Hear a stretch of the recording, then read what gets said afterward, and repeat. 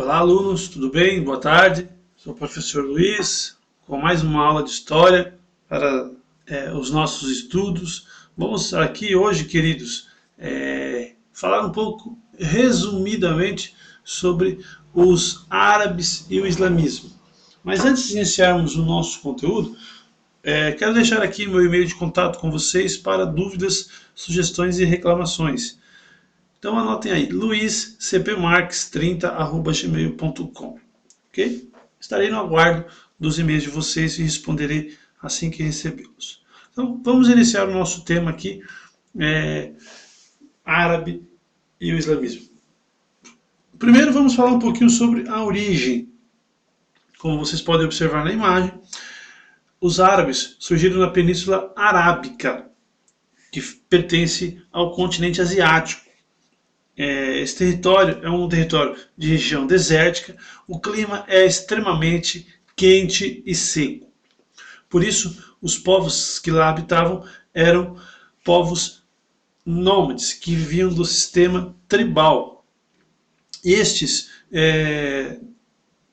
povos não eram unidos politicamente. Eram aproximadamente 300 tribos, divididas entre beduínos e tribos urbanas. Qual a diferença? Beduínos eram povos nômades ou seminômades que viviam em regiões desérticas. Povos de tribos urbanas eram aqueles povos que viviam mais próximo dos centros urbanos. Lembrando que os principais centros urbanos eram regiões litorâneas, ok? Então, viviam de um intenso comércio ou de uma intensa atividade comercial nos centros urbanos. Aprofundando, os povos beduínos ou tribos beduínos eram seminômades, vagavam pelo deserto, viviam em busca de oásis para os seus animais. Então, olha aí, uma prática econômica era a pecuária e a prática da agricultura. Por isso, eles buscavam aí regiões de oásis. E os povos de tribo urbana habitavam o litoral da região, onde o clima era bem mais favorável para sobreviver. Dedicavam-se principalmente ao comércio com o Oriente, região da Índia, região da China e aquela região ali do mar Mediterrâneo. Prática econômica que esses povos dominaram até por volta do século XV, tá? Quando começou-se aí o período das grandes navegações. A origem continua a partir do século VII, né, com a unificação dos povos árabes. Esses mesmos povos que viviam aí, que nós estudamos, teve por base de unificação a religião, essa religião que foi fundada pelo profeta Maomé. E essa religião recebe o nome de islamismo. E foi usada como motivos de guerras. Lembrando, queridos alunos, que essas guerras santas recebem o nome de jihadis. Estas jihadis que nós nos referimos são totalmente diferentes das cruzadas que passaram a existir do século XI até o século XII, na Idade Média, na Europa medieval. As jihadis, no seu contexto geral, ela se refere a todo o esforço do muçulmano, do árabe, praticante da religião islã, de expandir a fé islâmica para outras regiões além das fronteiras do Império. Lembrando que aí entra a questão que cabe muita discussão. Alguns grupos islâmicos acabam sendo um tanto mais radical. Por isso aí nós temos questão política, questão econômica, questão militar, questão de atentado. Todas essas questões nos remetem às jihadis. Mas em seu contexto geral, a sua origem se refere a todo o esforço do árabe muçulmano de expandir a fé islâmica. Então, devemos ter aí as devidas proporções, ok? ok? Dividia-se então, no início, em dois períodos, ou em duas etapas. Os árabes pré-islâmicos, época antes do islamismo, que nós vamos ver futuramente, e também os árabes islâmicos, que passaram a surgir após a criação do islamismo. Vamos então aprofundar. Período pré-islâmico, aquele período onde os povos árabes viviam antes do surgimento do islamismo, criado pelo profeta Maomé. Nessa época, como nós já vimos, habitavam a Península Arábica. Eram divididos em dois grupos tribais: os beduínos, que habitavam a região do deserto, e os urbanos, que habitavam os grandes centros urbanos. Nessa época nós tínhamos duas grandes cidades, a cidade de Meca e a cidade de Medina, que eram grandes centros comerciais e que terão sua devida proporção ou a sua devida participação no povo árabe, conhecido como árabe islâmica, ou após o surgimento do islamismo. A partir do século VII, os árabes não eram um povo unido politicamente, eles não falavam o mesmo idioma, eles não tinham a mesma crença e eram politeístas, ou seja, cada povo acreditava em seus deuses, tinha sua religião, o seu tipo de religião. Então, vejam a diferença, ok? Comparemos futuramente com a nossa videoaula. Para unir as tribos em Meca foi construído um templo religioso. Esse templo chamava-se Kaaba. Encontrava-se ali, dentro desta Kaaba, o que nós chamamos de Pedra Negra. Esta Pedra Negra era protegida pelas principais divindades árabes. Acreditava-se que esta pedra ela era branca, mas de acordo com o passar dos anos, por causa do pecado da humanidade, esta pedra passou a escurecer, ela ficou negra. Então, por isso recebe o nome de Pedra Negra. Observe então a nossa referência, o templo Kaaba, e ali no centro, naquele cubo preto, vocês encontrarão no interior daquela construção a Pedra Negra. O período islâmico, que já se refere com o surgimento do islamismo, corresponde então aos anos 570 a 632, isso já da nossa era, ok? Quando Maomé funda o islamismo. Quem era Maomé? Qual a importância de Maomé? Por que Maomé é tão venerado? Vamos aqui resumidamente tentar abordar.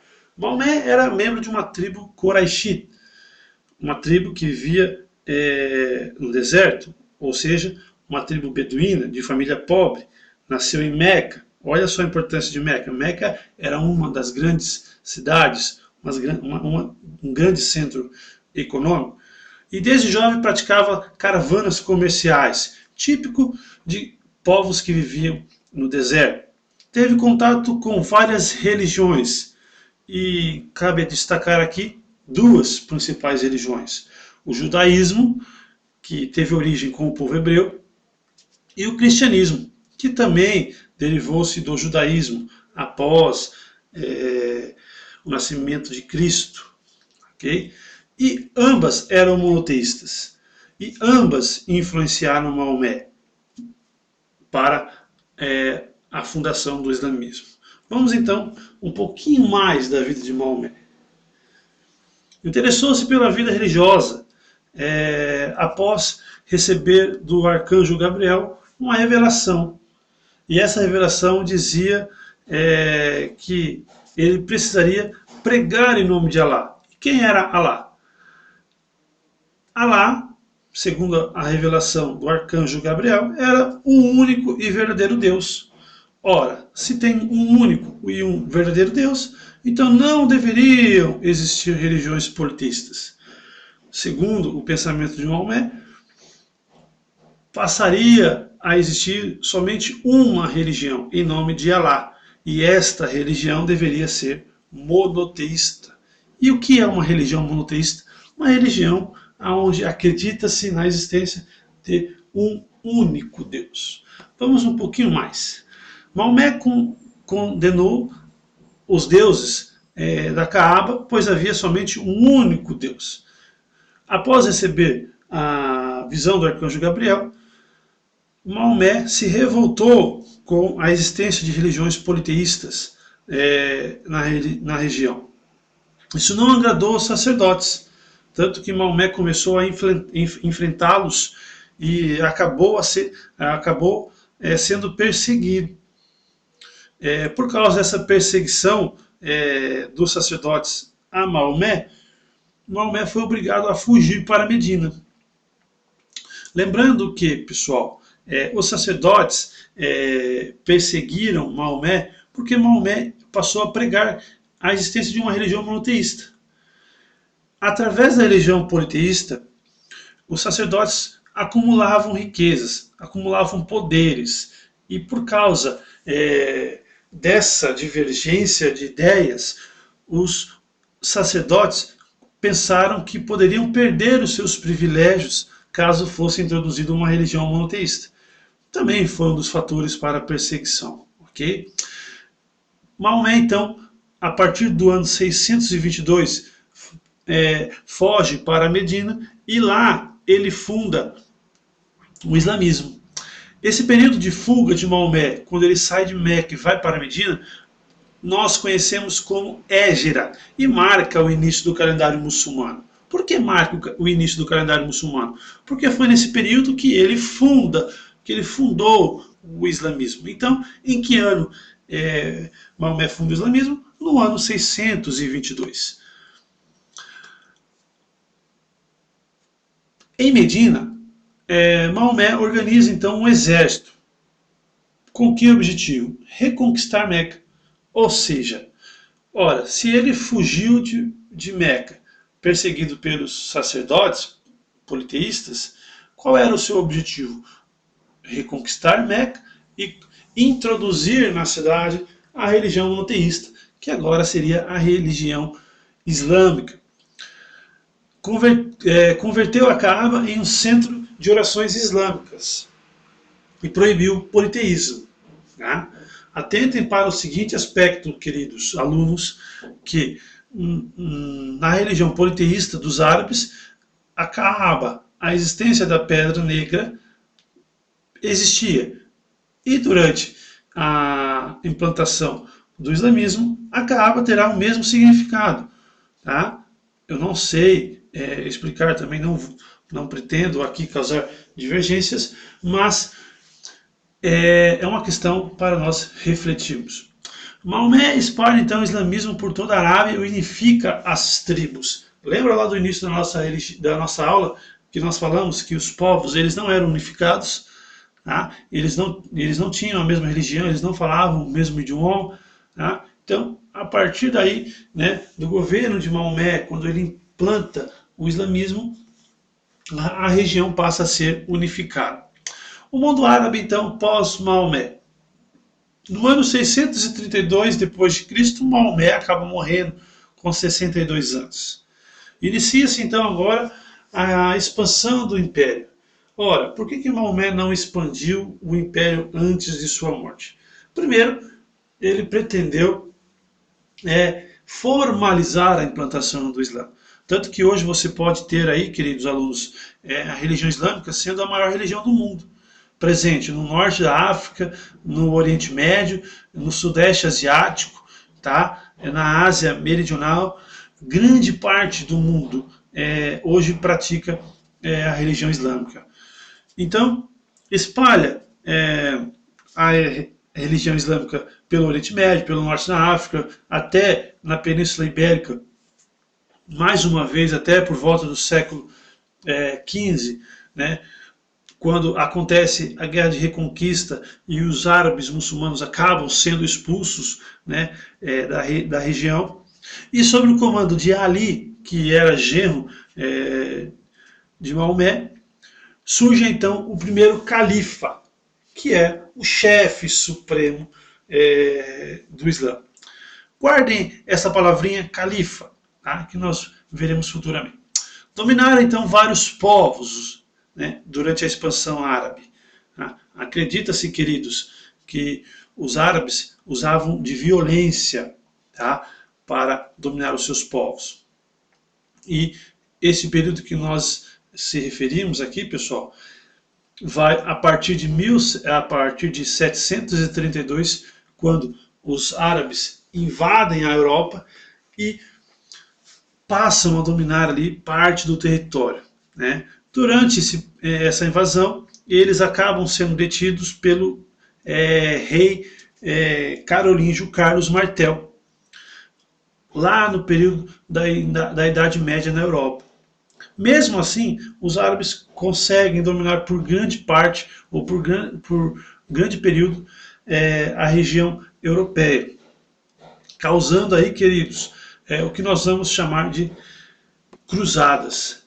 Tá? A religião islâmica, ela também é uma religião monoteísta. Tá? Como nós já dissemos, sofreu a influência do judaísmo e do cristianismo. Por isso, nós vamos ter algumas semelhanças. Exemplo, o judaísmo possui um livro sagrado que chama-se Torá. E na Torá nós temos os 5 primeiros livros da Bíblia Sagrada do cristianismo. Quais são esses livros? Gênesis, Êxodo, Levítico, Números e Deuteronômios. Na religião islâmica, também terá um livro sagrado. Este livro será o Alcorão, o livro sagrado para os muçulmanos. Tá? E dentro deste livro possui regras para a observância da religião. Ou seja, tem aí as obrigações que todos os muçulmanos devem seguir. Quais são essas obrigações? Vamos falar aqui 5 principais, ou então os que ou nós vamos denominar de 5 pilares do Islã. Crer só em Alá como Maomé, o profeta de Alá. Esta é a primeira obrigação e o primeiro pilar do Islã. Orar 5 vezes ao dia voltado para a Meca. Independente de onde você esteja, tá? Você precisa orar 5 vezes ao dia com o rosto voltado em direção à Meca. Dar esmolas conforme as pessoas ou conforme as posses. Se você tem bastante dinheiro, você é bem rico, você precisa dar boa quantidade de esmola. Caso você não tenha, você não é obrigado a dar esmola. Caso você seja pobre, nem precisa. Tá? Jejuar no mês do Ramadã. Tá? São alguns dias, tá? Por um mês jejuar. Tá? Fazer a jihad, como eu já disse para vocês, para não confundirem, jihad, queridos, é o esforço de todo o muçulmano, de todo árabe, em difundir a religião islâmica. Tá? E aí interpreta-se qual vai ser esse esforço. Ou pode ser através da política, ou pode ser através da religião, ou pode ser através de quer, ou pode ser através do terrorismo, que é um conteúdo atual para a nossa sociedade. Ok? Influência cultural do povo árabe. Influenciou a nossa cultura contemporânea na matemática. Por exemplo, os algarismos arábicos. Para quem gosta de matemática, sabe do que eu estou falando. Arquitetura, decoração de mesquitas, a arte conhecida como mosaicos, aqueles pequenos desenhos feitos com pedaços de vidros, né, que vocês observam principalmente nas grandes catedrais, né, das mesquitas ou até mesmo da Europa Oriental. A medicina, né, como causas de várias doenças, eles acabaram sendo responsáveis pela descoberta de várias doenças e as suas causas. Na química, como a alquimia, tá? E na literatura, como grande influência aí, queridos, tá? Do conto de As Mil e Uma Noites. Conta a história do rei Perissa, da Pérsia, e as suas histórias de Sherazade. Tá? E aí, quem tiver curiosidade, eu não vou contar a história devido ao nosso tempo, mas leiam, né, esta história que vocês acharão bem interessante. As Mil e Uma Noites. Até mais e boa tarde.